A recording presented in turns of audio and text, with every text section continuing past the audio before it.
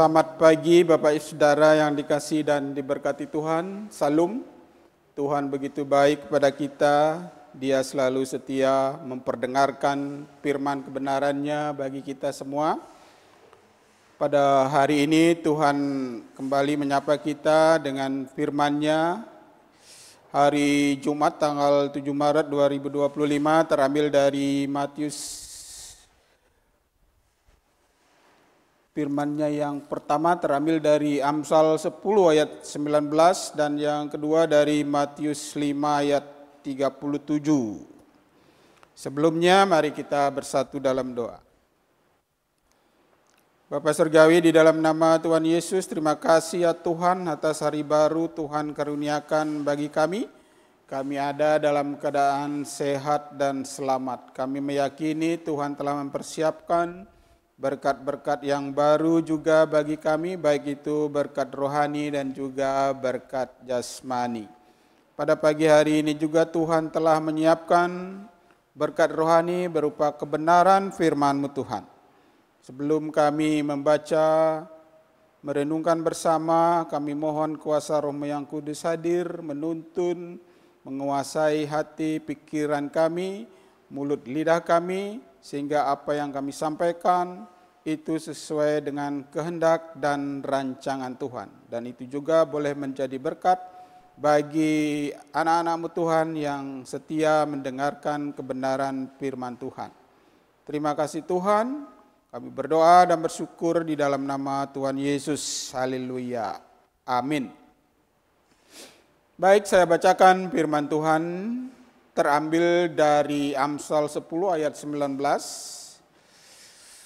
Di dalam banyak bicara pasti ada pelanggaran, tetapi siapa yang menahan bibirnya berakal budi. Ya, hari ini hari Jumat 7 Maret bersamaan dengan hari doa sedunia. Firman Tuhan menyapa kita.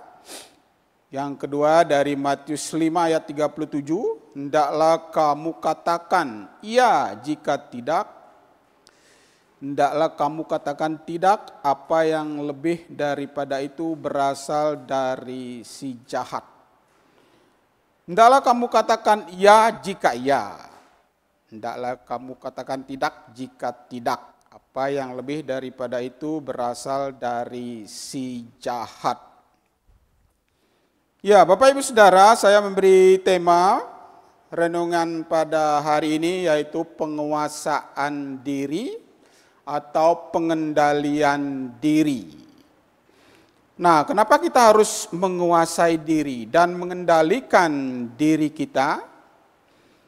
Itu ada jawabannya di Yakobus 1 ayat 19, gitu ya, saya baca ya.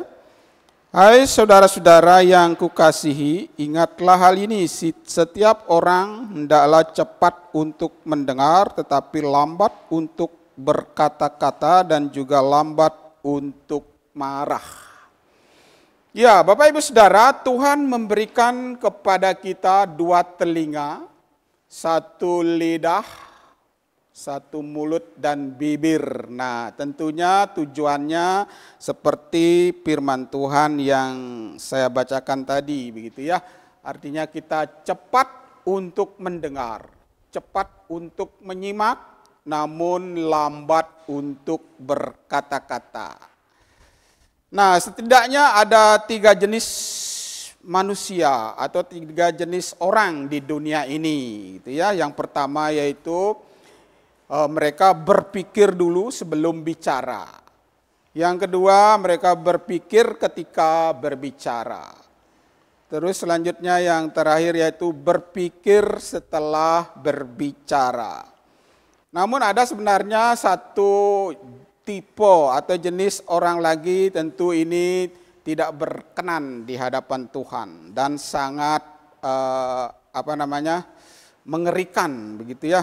Sangat membahayakan, yaitu hanya berbicara saja, tidak pernah berpikir. Nah, tentu yang Tuhan kehendaki daripada kita selaku anak-anak Tuhan, yaitu kita harus seperti nomor 1 tadi, yaitu berpikir dahulu sebelum berbicara.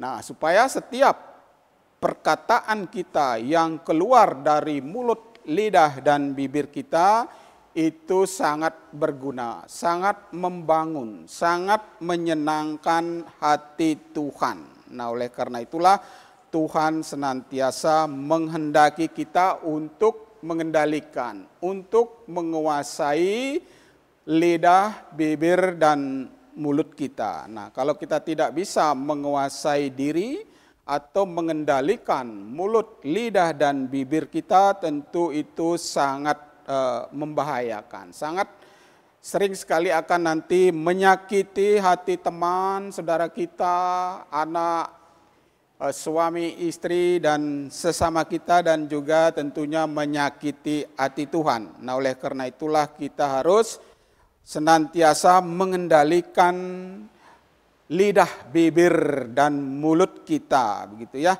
Nah, sesuai dengan buah Roh Kudus yang ke-9 dalam Galatia 5:22-23 itu yang terakhir, yaitu buah yang harus kita miliki, yaitu penguasaan diri, pengendalian diri, supaya kita mengendalikan lidah, bibir, dan mulut kita. Bukan hanya kita mengendalikan hawa nafsu kita, kedagingan kita, keinginan mata kita, keegoisan kita, kecongkakan kita, tapi berkenaan dengan firman hari ini supaya kita mampu mengendalikan, menguasai lidah, mulut, dan bibir kita. Karena seperti analogi atau istilah komputer itu ya, kalau softwarenya akan dihancurkan oleh virus-virus itu, tentu semua datanya juga nanti tidak bisa dibuka kembali, diakses kembali, begitu ya. Nah, itu virus-virus itu banyak akan menyerang softwarenya, perangkat lunak, yaitu di dalam kehidupan kita, yaitu lidah kita. Oleh karena itulah kita harus menjaga software dan juga di dalam kehidupan kita, yaitu lidah kita, supaya tidak menghancurkan kehidupan kita. Nah, oleh karena itulah Tuhan senantiasa menghendaki kita menguasai diri kita. Nah, seperti ada firman yang mengingatkan dalam Amsal 16 ayat 32, orang yang menguasai dirinya melebihi orang yang merebut kota. Jadi kalau kita mampu menguasai lidah, mulut, dan bibir kita, itu diumpamakan seperti orang yang merebut kota. Kalau kita bisa merebut kota kecil saja seperti Denpasar, begitu ya, begitu banyak akses omset kekayaan yang dapat kita miliki, begitu ya. Apalagi kita bisa merebut kota yang besar, Amsterdam, New York, begitu ya, Darwin, Sydney, dan kota-kota besar yang lainnya. Tentu ada banyak kekayaan yang akan kita dapat di dalam kehidupan kita.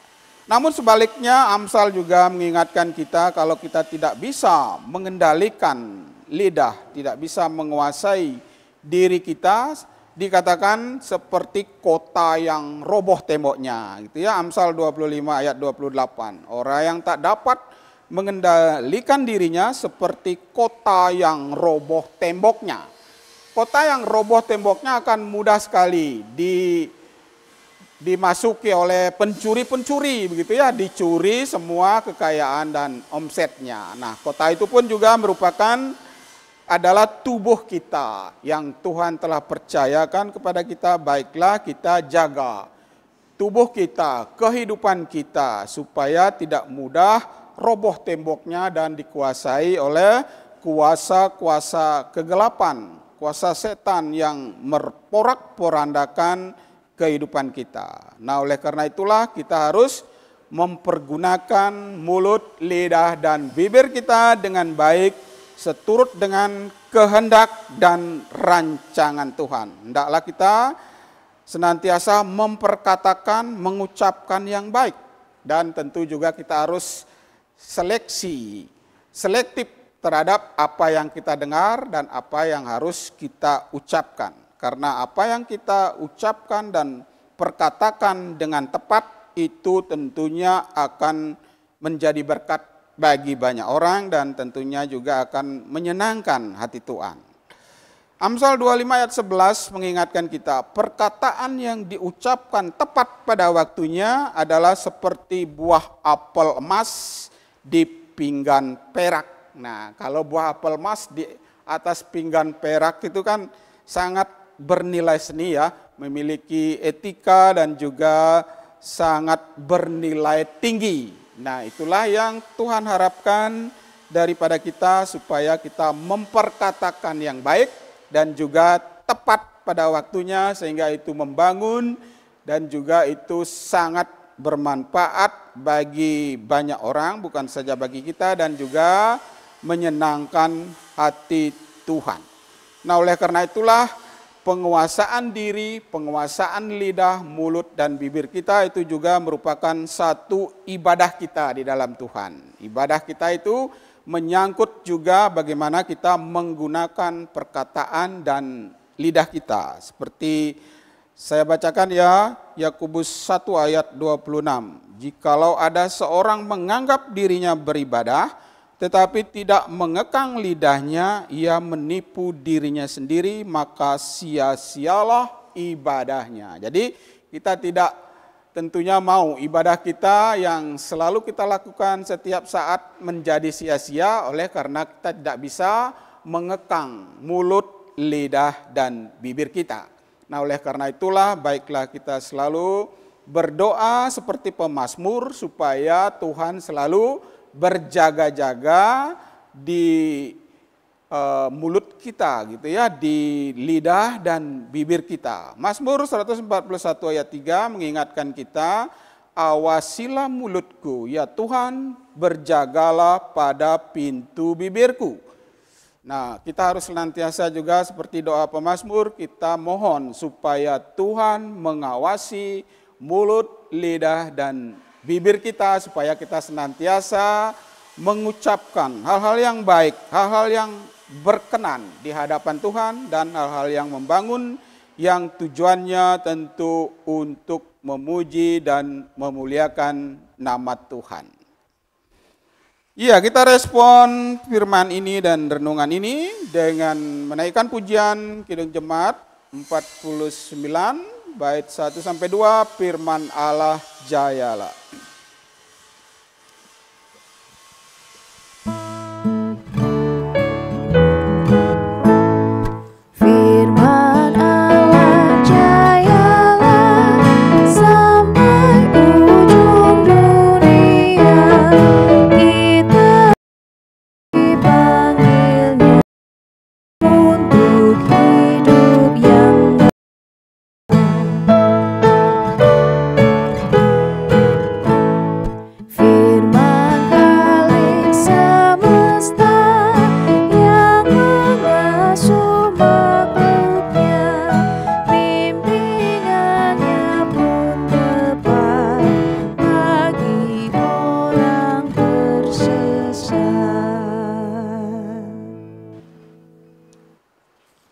Mari kita berdoa. Bapa Surgawi, di dalam nama Tuhan kami Yesus Kristus, terima kasih ya Tuhan, Engkau telah mengingatkan akan kami melalui firman-Mu, supaya kami senantiasa mempergunakan mulut, lidah, dan bibir kami dengan baik. Dan Engkau telah memberikan 2 telinga bagi kami, supaya kami cepat mendengar, dan juga kami lambat berkata-kata ya Tuhan dengan mempergunakan lidah kami. Kami menyeleksi terlebih dahulu ya Tuhan apa yang harus kami katakan dan ucapkan supaya itu boleh bermanfaat, membangun untuk dan juga bagi teman-teman, saudara-saudara kami yang senantiasa mendengarkan ucapan kami ya Tuhan. Pada hari ini juga Tuhan, di dalam setiap pekerjaan, usaha, pelayanan kami membutuhkan pengendalian, penguasaan diri yang datangnya daripada Tuhan.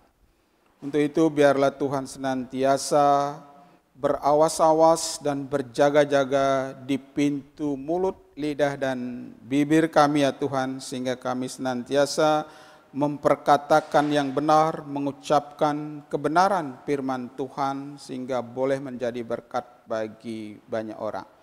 Terima kasih Tuhan, kami berdoa buat jemaat-Mu ya Tuhan, jemaat Utus Kasih, BPI Fajar Kasih, apapun yang menjadi pergumulan mereka pada hari ini, apapun yang menjadi usaha, pekerjaan, pelayanan mereka, kiranya Tuhan juga memberkati mereka. Tuhan memberikan jalan keluar bagi setiap pergumulan yang mereka hadapi sehingga mereka dapat menanggung bersama-sama dengan Tuhan. Terima kasih Tuhan. Demikian berdoa dan bersyukur di atas satu nama yaitu nama Tuhan kami Yesus Kristus. Haleluya. Amin. Ya, demikian renungan kita pada hari ini. Kiranya boleh menjadi berkat bagi kita semua. Sampai jumpa esok hari. Tuhan Yesus memberkati kita semua.